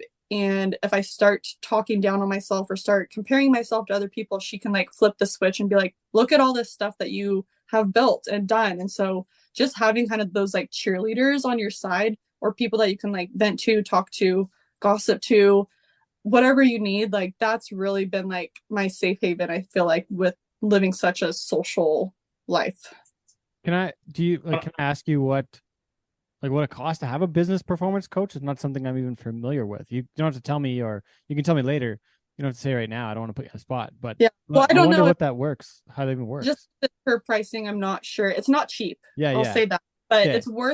it's worth every penny. It's definitely 4 figures. Yeah. A month. Yeah. Okay. Which is like $1 million Canadian a month. So. Interesting. So, okay, I had a question. I want to go off topic. Wacey, you got anything else on this train? I want to. No, you're good. Like, you're good. Because I like the look on your face. I like see this guy. So we're going back to like I can stay on this though too, because that business performance coach is helping you, Shaley, perform at a higher level, which is your business now. So you are your business. You're getting help. Your virtual assistants, I guess I had that written down too. What are they going to do? Are they going to like actually do the posts? Like you're going to help do the creation, and you don't have anybody to help you do video unless your husband's around. You got to do lots of selfie video stuff and put your, handle it that way. But virtual assistants, posting, admin, bookkeeping, what are they going to do? For me, like the biggest thing I need right now is an email management. Yeah. Like administrative management. So I'm hoping to hire someone before the end of the month. And like I have probably close to 100 plus emails that they need to like catch me up on, because like I just don't have time for it. So that's like the biggest thing. When you stepped away earlier, Wacey asked about like answering the DMs. And I was saying, like, I feel like at this time, Engaging and posting is still something I find joy in, so it's not something I necessarily want to hand off.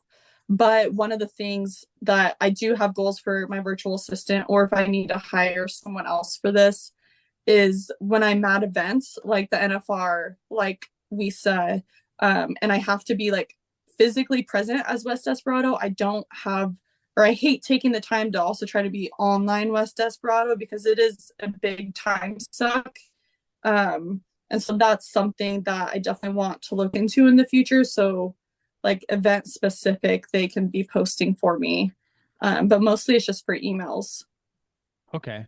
So that leads me to my next question, and I'm wondering if Wacey already asked it, but what's the weirdest DM that you have received to this point, or is there a plethora of them? I was saying I'm pretty lucky with not having like too many trolls or haters, but I have, and I A lot think of it's the same creepers. person. And I think, yeah, some creepers. Right now I have a man that keeps sending me like little emojicon heart eye people, but I consistently for the last, I want to say like year and a half, maybe 2 years, there's an account and then it's changed names, but I think it's the same person. I think they have a foot fetish. And Oh, anytime no. they're like, oh, can you squish a spider with those boots? And like, or like kind of weird questions like that. Like not like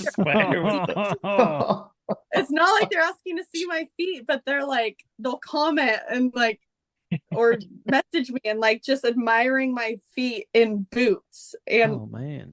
it's weird. Oh wild. man. That's Damn. very different. Wacey, what's your weirdest one? Anybody have a foot fetish for you? Weirdest You one see that a I've feet? ever got? Oh man, I don't know. I don't. That's a tough question. There's so many DMs that I've received over the past, not for me personally, but accounts that I manage. I'm trying to think of some crazy ones. Oh man. I like managed the Calgary Tower for a couple of years and their accounts, and some of the stuff people would send just like, can you not read? Like they would ask like how much ticket prices are and stuff, and like we have all this information available like right on our page and stuff, and just like Wyatt, I'm just a That's social just media guy. stupidity though. That's Or not that does that's not a weird. lot of I don't know. I'm trying to think of what there was one thing going around where people wanted to make the Calgary Tower taller. So people thought apparently you can make it taller. So I always get like DMs and comments people like, oh, like hashtag raise the tower, like can you please make the Calgary Tower taller? And just like I just lean into it and just call it a short king. But not I can't think of anything weird off the top of my head. Oh no, wait, actually I can. One time I got this like bot messaging me to be my sugar mama. She tried to get me to send her $100 on PayPal. I like took it as far as I took the conversation as far as I could go, trying to because she's like, I'll send you $1,000 right now. So I like made a PayPal account. I'm like, here, like send me the money. She's like, I need you to send me $100 first to cover the lawyer fees and all this stuff. I'm like, no, I'm not sending you $100. Oh dang. That was as the Calgary Tower? No, that was just my personal one. Oh, okay. A few years ago. Dang. I get those a lot too, the sugar baby requests. And one time I saw my husband's like Venmo or Cash App or whatever, and then they tried to like Instagram call me. And so I was like, okay, like I need to block this person. Yeah. Do you when you get stuff like that or like people mess with you, do you ever mess with them back on stuff like that? On like some of the messaging and stuff? Typically, no. That's fair. So I always like I feel like but no, not anymore. we always get the like on the Cowboy Shit page, like we'll post a photo or a video and they're like promote it on like at this, whatever it is. And I'm always like trolling back and I'll just like respond like no, or just I was rather than delete the comments, I just like mess with them. Pretty funny. Yeah. Funniest comment on one of your posts.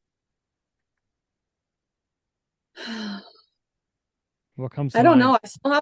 I still have to give it to like the boot spider squisher guy.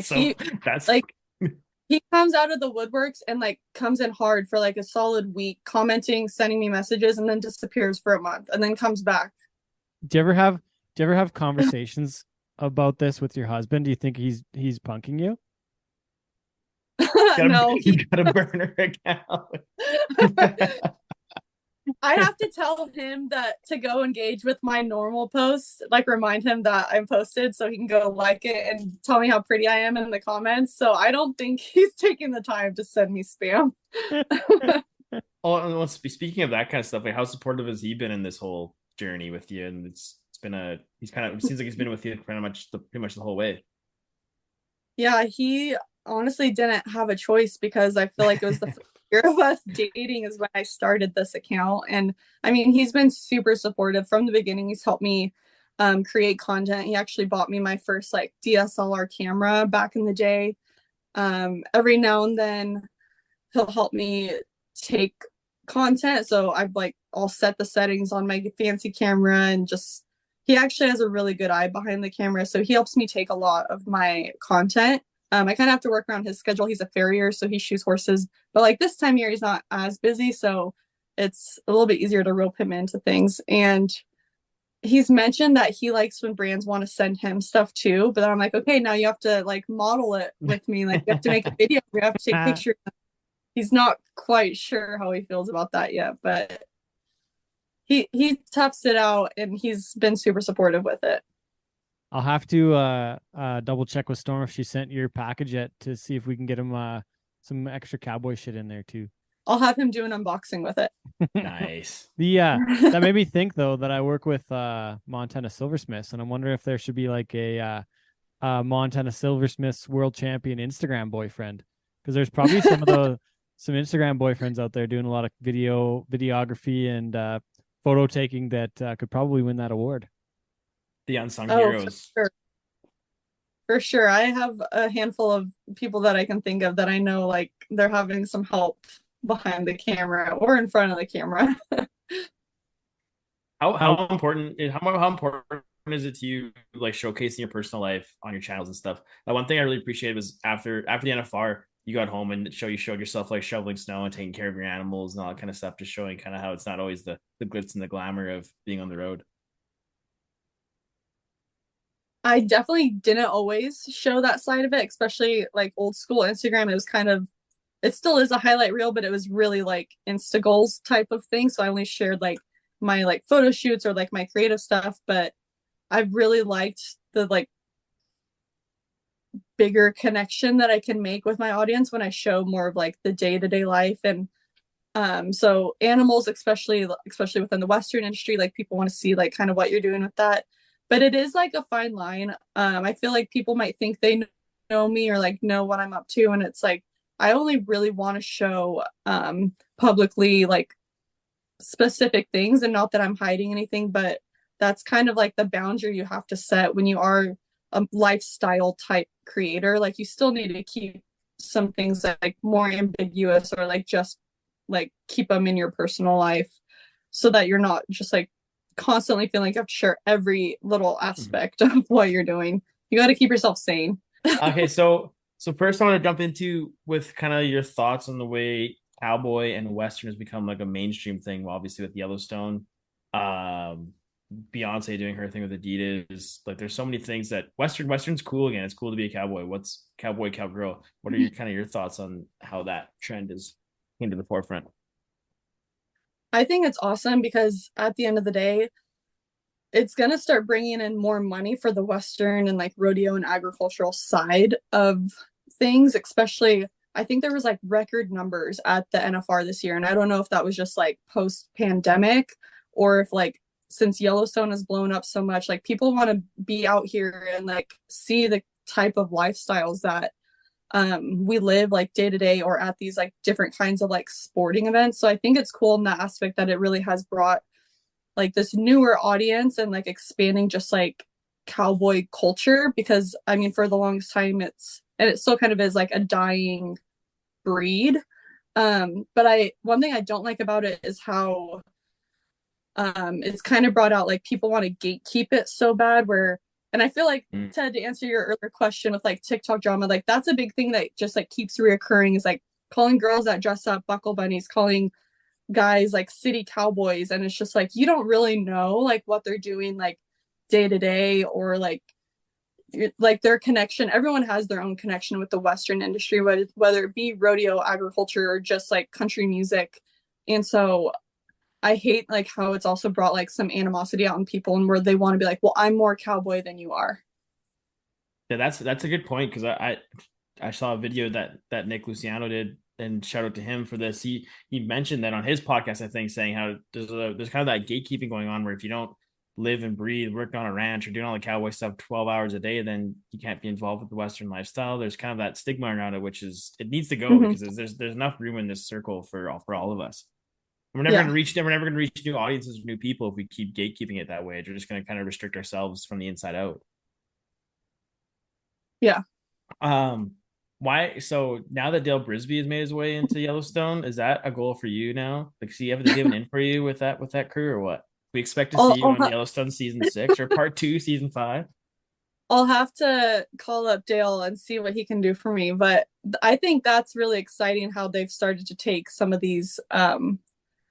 I don't want to say like real life because I know Dale's a character, but like that was kind of brought, like full circle with like shows like that and like people that are doing their online business. And I even have I have a girlfriend, she lives down in Texas and she's a trick roper and she's badass. And I think it was like last summer she was filming for one of the series and I forget which one, but so just like seeing like how that's expanded to some people has been really cool. I'm not sure if I'm built for TV screens. Again, I need to like work on my public speaking a little bit, but who knows? Well, I will never say never.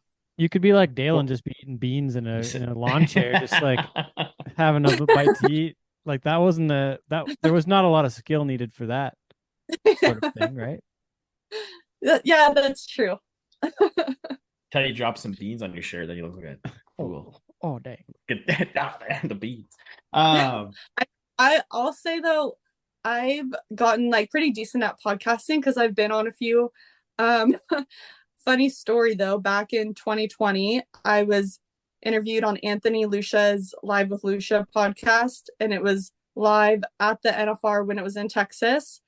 And he asked me like the night before, he's like, hey, do you want to come be a guest on my podcast? I think he was live streaming on like Facebook, on Instagram, and it was going so good. And at the end of the podcast, like one of his questions he asked, like if Nick, my husband, helps me. And one of the most recent photo shoots I did before leaving for the NFR was I had this like erythral like mattress in a field like vision. And so that was just a photo shoot that I had in my head. And he asked me a question. I was like, oh yeah, he's a good sport. We just grab the camera, grab the mattress and go out and get to work. And I was like, what did I just say? Oh no. I'm like, I'm not an OnlyFans. Oh my gosh, these people are like sitting in this little like courtyard in the stockyards watching me and they're like, what? Like, what do you mean? What kind of girl is this? So there's kids listening. Definitely I've gotten better at this, but it's not like, I don't know. You win some, you lose. Well, one thing I did read too is that you consider yourself more of an introvert. How have you like pushed your limits with that? And I know it's always hard for people when they're trying to do stuff that's uncomfortable like that.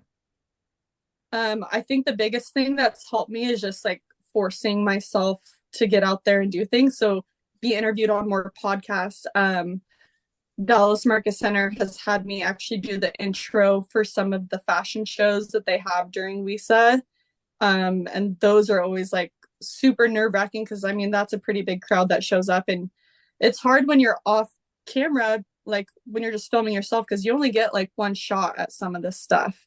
And so it's definitely different than, sitting here recording myself, like, because I can take 2 or 3 takes to like make sure I'm saying makes sense. But when you're live talking to people, I mean, sure, stuff can be edited, but it just takes practice. And so I think that's been one of the big things for me, is to be more comfortable with it. I just need to start saying yes to more of those opportunities.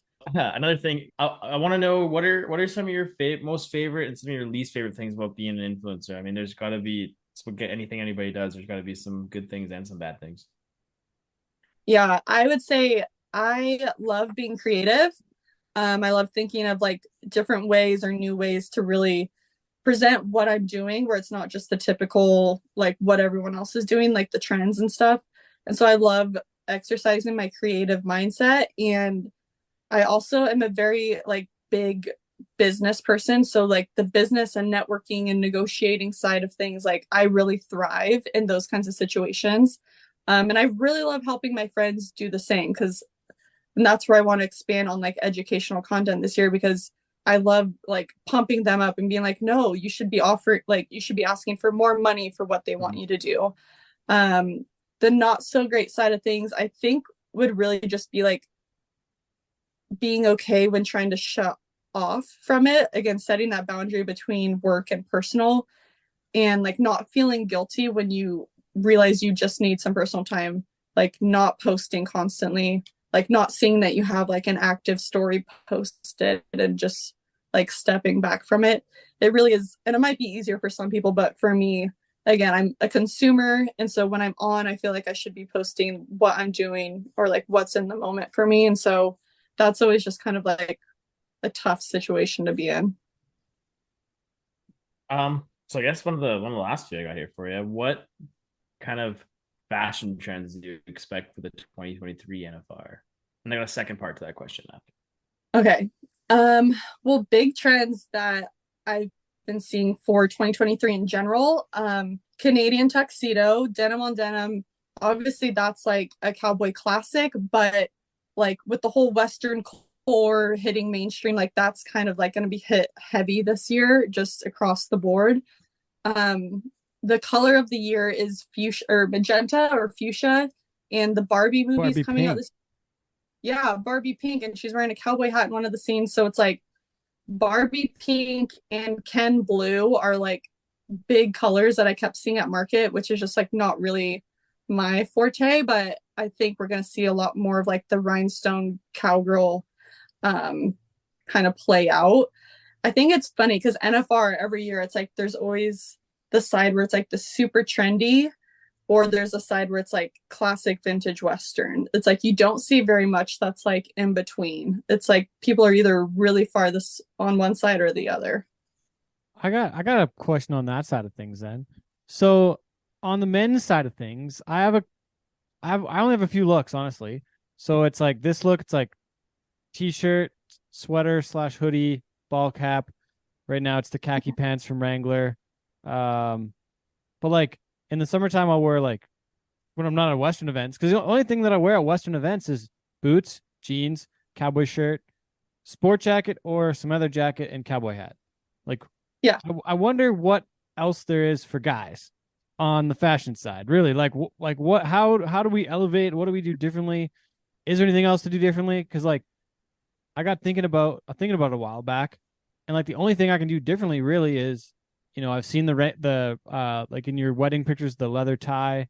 Yeah. Like that's kind of cool. The leather parts on the suit jackets, maybe, but I don't know. I don't think I'm really super down with that.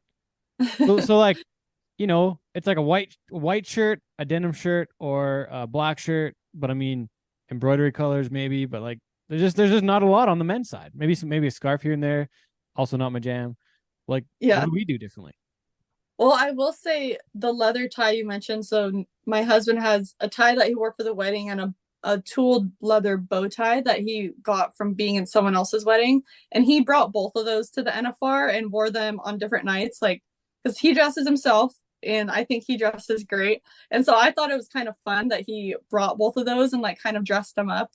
But I will say it's harder. Like you guys are limited more, but I don't know. Yeah, incorporating like vests or maybe tying a wild rag on when you wouldn't like, not that you necessarily need it, like summertime, maybe not a wild rag, but like in terms of a more like dressed up look, it's hard. I don't know. Other than like mixing different prints, different colors, like you guys are a little limited. I'll say that. Bolo ties, trend of 2023. Bolos rip. I love bolos. Yeah, bolo ties. Oh, wait a second. I gotta show you guys something. Okay. We're so actually Montana has a new bolo tie this year that has enough space where I'm working on it. I haven't got it done yet. I keep forgetting, but I want to put a Cowboy Shit logo, like our new monogram logo, on a bolo tie. I think it'll be sweet. That'll be cool. Okay, you guys ready for this? What do you got? So I was doing some shopping a few months ago on the Vernon Facebook Marketplace, and we found these. This is part of a group of bolo ties, but this is sweet OG Calgary Stampede bolo tie from 1975. Outstanding. Paid $10 really or $20 for it. Outstanding. But I guess that's what it comes down to. Like, I wonder what the next big trend on men's like Western fashion is. Like, I wonder if it's jorts in some capacity. without I boots. seen that. That's coming. Remember when we were in Florida and like I went to like some music festivals the last couple of years and dudes wearing cowboy boots and jean shorts is a Yeah. thing. um, Yeah, with some like mullets pit that take some vipers. work. Like not just like cutting a mullet in, but like you're putting some work into that thing. Oh man. Okay. This is something that Ted and I argue about constantly. How do you feel about people who lounge around in jeans? Do you lounge around in jeans? I think that's the weirdest thing in the world. No, I don't. But my husband will come home from shoeing horses and he'll take like an hour or two nap. Still, like sometimes his work shoes will still I be don't on. I'm like, I don't know how how you do. I don't get that. Like I used to live with Ted. I lived with him for like three or four years. And Or like more. I I would forget. come, yeah, 3 or 4, yeah, somewhere around there. But I'd come home and he'd be like lounging on his couch in his like starched like up Wranglers, like just watching TV. And I'm like, dude, how do you do that? Like that is no way I'm doing that shit.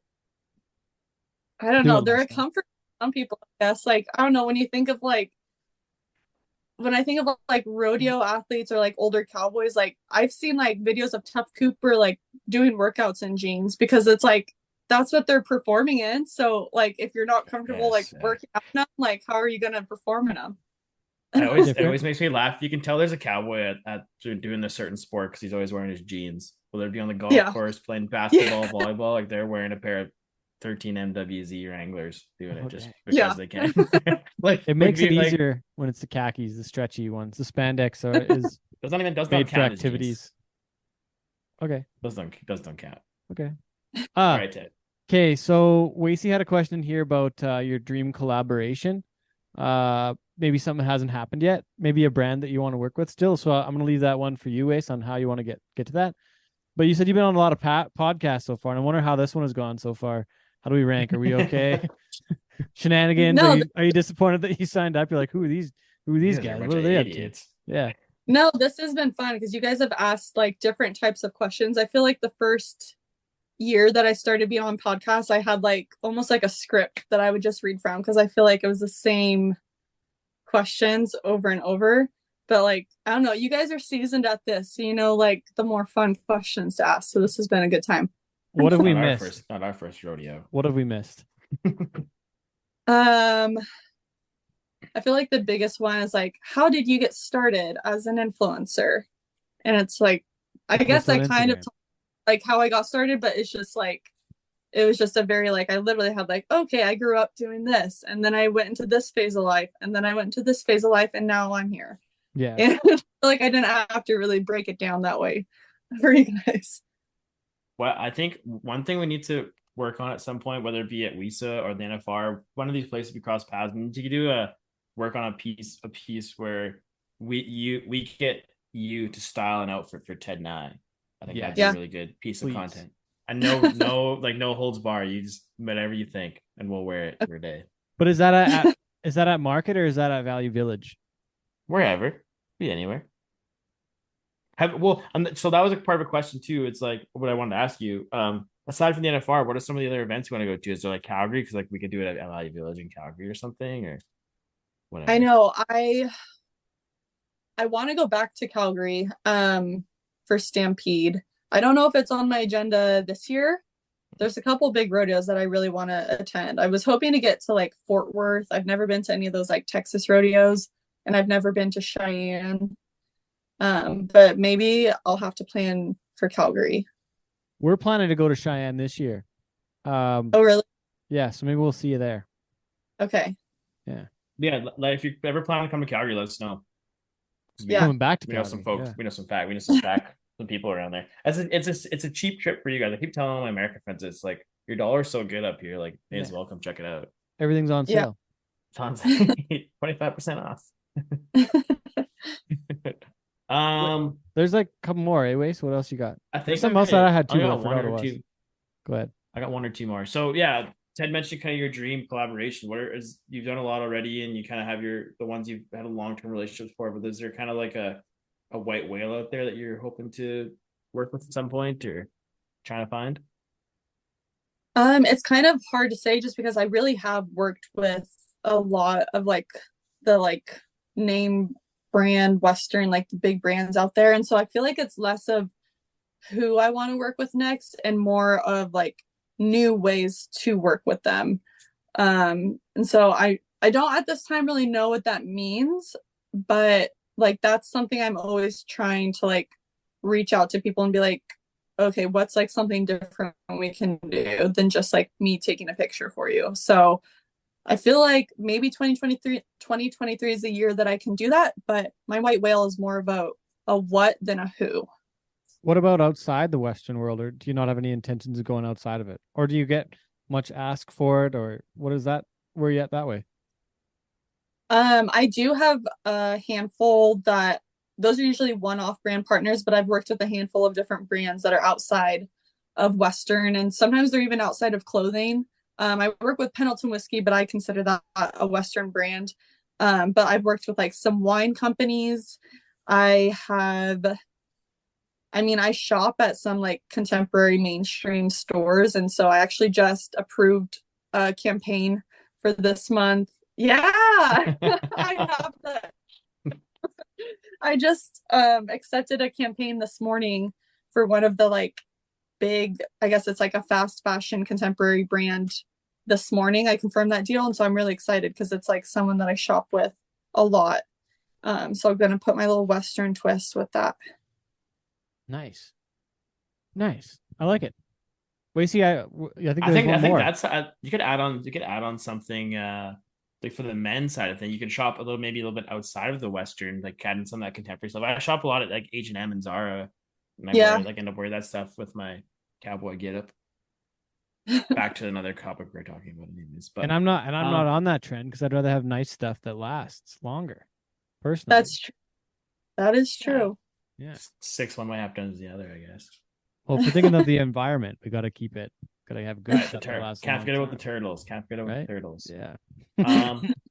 Yeah. Do you have anything else, Ed, or should we with the final? I'm sure I do. We could do another whole show at some point. So I think there'll be. I think we leave this at to be continued. To be continued. Yeah. All right. Well. So Shaley, we're going to leave you with the last, hardest and final question of the podcast. What is your definition of cowboy shit? Cowboy shit too. Or cowgirl shit. That's the thing too. Cowgirl cowboy shit is honestly just getting out there, exemplifying your interpretation of Western and cowboy and doing it like full force and not caring what other people have to say about it. That's perfect. Love it. She's the most influential of the Western influencers in the business, and she's Shaley Ham. Thanks for joining us. You can check her out, West Desperado, on Instagram and everywhere that you follow people on social media. On the social medias. Yeah, find her and work with some of the biggest brands and take the time to hang out with us for an hour and a bit. We sure appreciate it. Thanks for joining us. Thank you guys so much. This was so much fun. When I download, I want you to put my soul up on the train. Won't you send it southbound? Give a cool blues man name. 'Cause I've been lost on them back roads so many times, I've gone blind.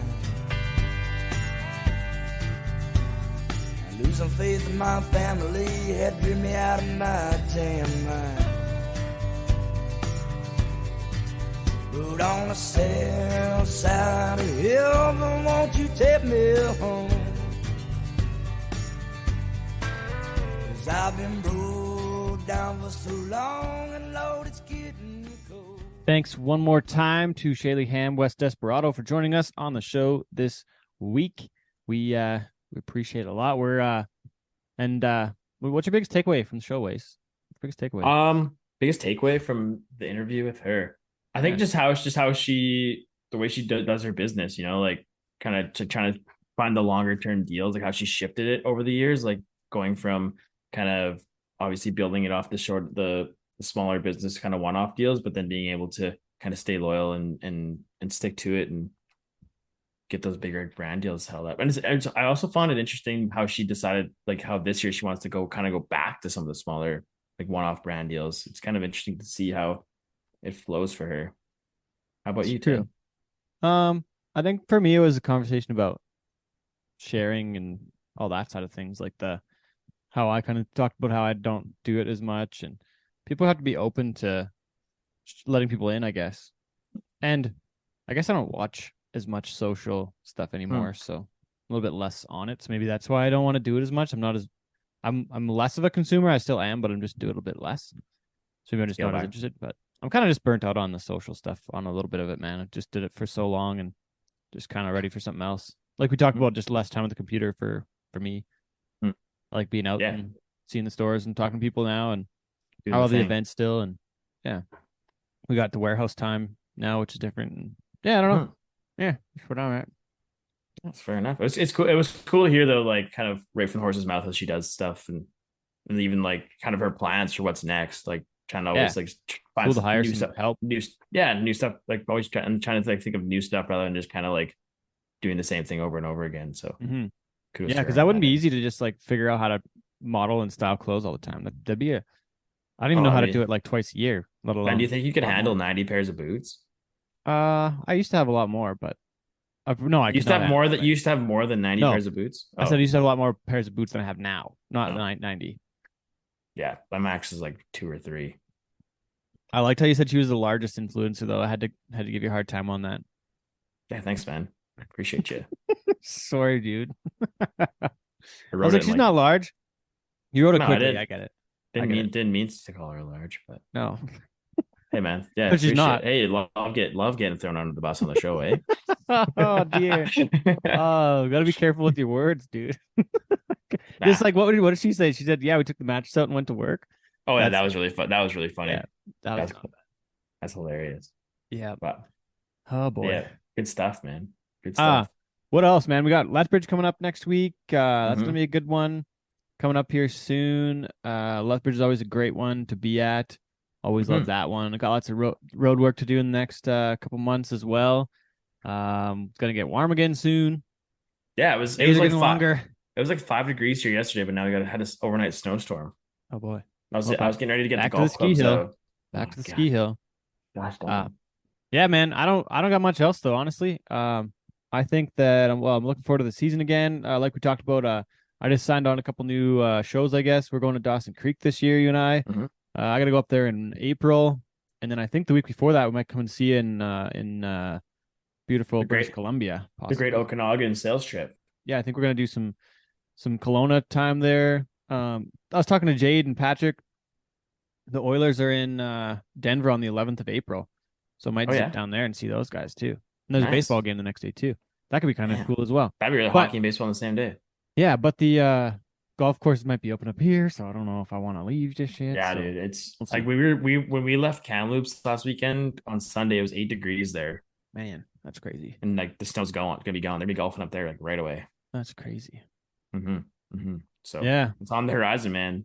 It's close. I can feel it. The seasonal depression's going away. Yeah. Yeah, man. Well, have a good rest of your February. Hope everybody's doing good out there. Give us a shout back on the show. Hope you all enjoyed this one. And yeah, once again, thanks to our editor Sean Morton, Storm to Fall on the graphics and the stuff. And hey, our new website. Hope you all are liking it. Yeah, don't forget to check. If you haven't checked it out yet, check it out. It's a cool new experience. Yeah.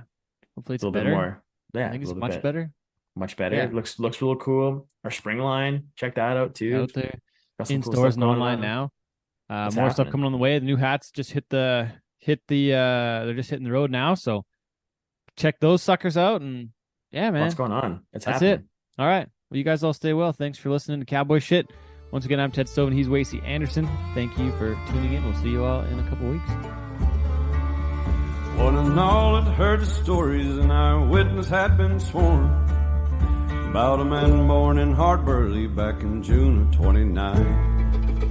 Must have got that Martin Malin muzzle the day he was born. Things he could do with that rifle: blow the balls off a bat, reload and shoot it one more time. Had a monster of a mule, was a mighty fine steed. Sham Sam, that tomahawk and that flintlock's all he need. Finding food and finding trouble and always taking heed. Any man that crossed him was surely gonna bleed. and he'd stretch you up and burn you, calling him half-breed. Left the varnish off his words, feared no beast nor man. Didn't want to end up in his debt, cause it damn sure get paid. He was harder than the nails hammered Jesus' hands. He was the one they called Judas.